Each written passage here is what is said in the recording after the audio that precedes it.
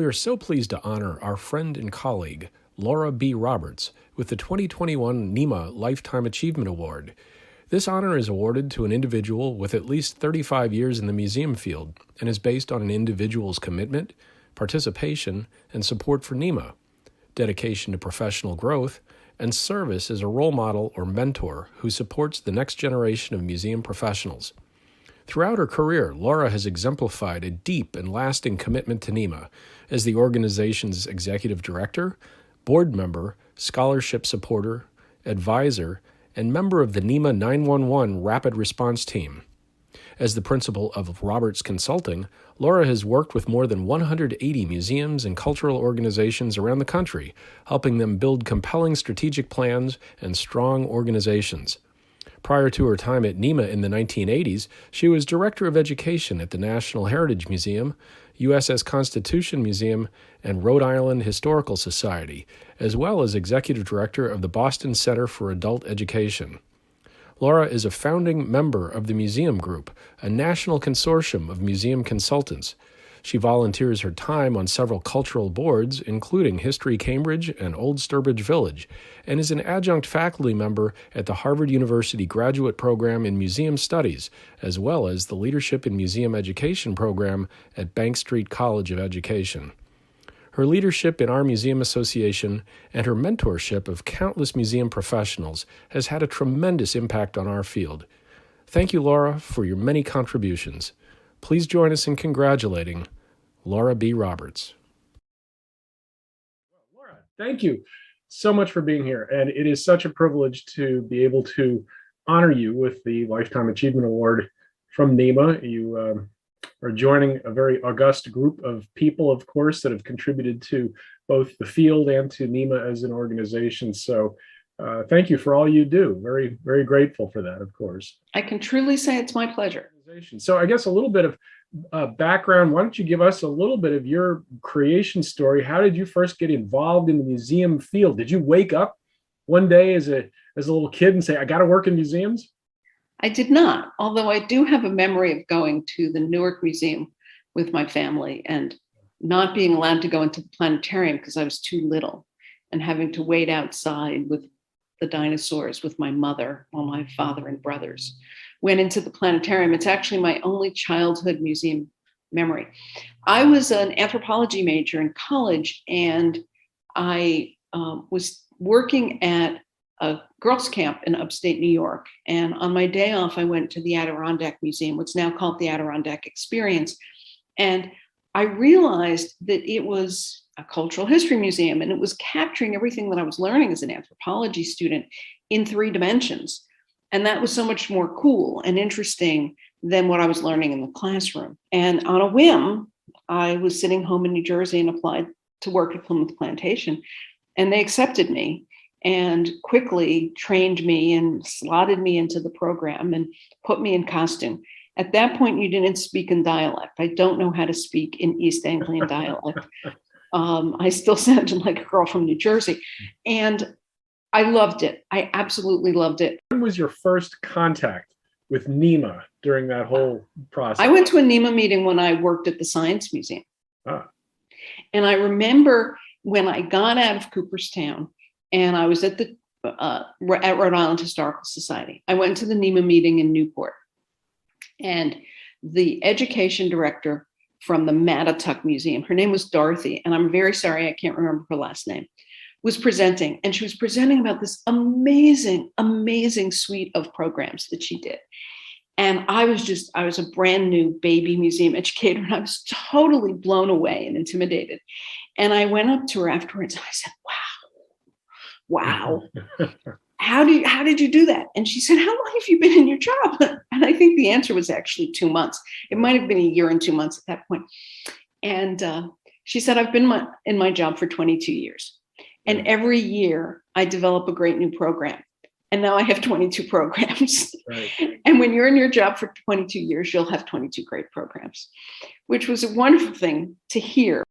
Pam Brusek, the director of NEMA, called me about my second week at school and said, I'm leaving and you should be director of NEMA. In the intervening years, I had served on the annual meeting committee. I chaired the nominating committee. I eventually had been on the board. The organization was NEMA at that time. What kind of organization? Yeah. What did it look like? Well, we were in the Navy Yard, and Right. we had just the one big room and then a secondary room in the back. And we had 3 desks in the 3 corners of the room. The office was a pit.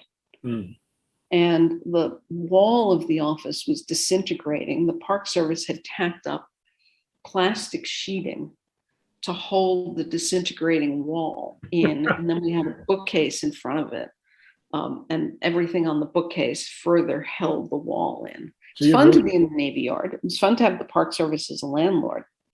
But God, that office was awful. OSHA didn't come calling, fortunately. No, but we had this very peculiar accounting system, this OneWrite accounting system, which your membership record was on an index card about that big, which went onto this special board where we recorded in duplicate all of the things. Wow. And we would print out the bills and send one bill off to you, or maybe 2, and staple a duplicate of the bill to the card. And so membership was this huge box of these cards that we never bought because it's NEMA, right? We never bought the right holding bin for this system. So the cards were all flopping all over the place. And we have such loyal members. We had people who had 10 or 15 years worth of bills attached to their cards. The whole thing was a mess. You've been instrumental in your post-NEMA career as an independent museum professional, helping the IMP, the IMPAG in NEMA, among other things. And I guess tell me a little bit about how you transitioned into your own career as a consultant, and maybe, a little bit of like what it was like then versus now, because you really made an impact on the world as a consultant. And a group of my friends were creating the museum group, and they called me talking about going off and being independent. This would be the time to do it. So I did. My husband and I made the decision to both quit our jobs at the same time and decided to just see what it would be like. And we are still museum professionals. We're not vendors. Don't lump us in with the people selling you health insurance. Mm-hmm. We are museum professionals. We're just freelance museum professionals. The whole world has figured out the gig economy, mm-hmm. right? That it makes so much more sense to rent the talent you need rather than to own it 24/7, and to get exactly who you need for the project at hand. So Laura, shed your experience and perspective on what we have just gone through over the last 18 months. Pandemic, social justice issues, pay equity, you name it, climate change, economy. Where does this moment in time fit in your recollection, and sort of what have you advised people to do to get through it? Yeah, that's easy, Dan. It is, of course, singular. It has no precedent. One of the things that I have been not surprised at, sobering, that I find very sobering, through the whole question about social justice and trying to become an anti-racist organization.